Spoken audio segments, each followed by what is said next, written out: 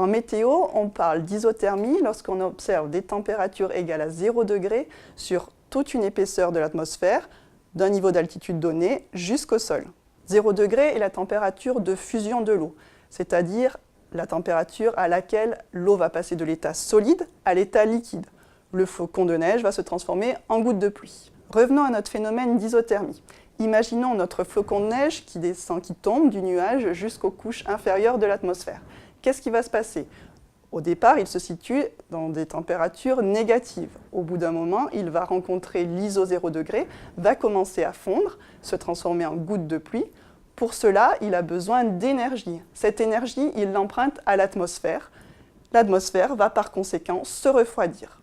Et ce n'est pas fini. La goutte d'eau rencontre une atmosphère plus sèche. Elle va donc s'évaporer dans cette atmosphère plus sèche.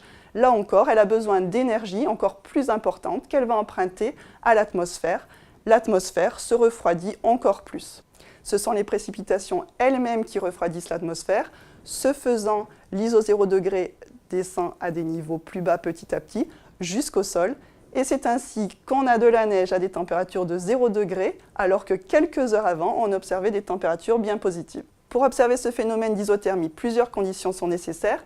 D'une part, des précipitations abondantes et durables pour avoir un refroidissement massif de l'atmosphère, et d'autre part, un vent faible, voire nul, pour que l'air froid descende jusqu'au sol sans être balayé.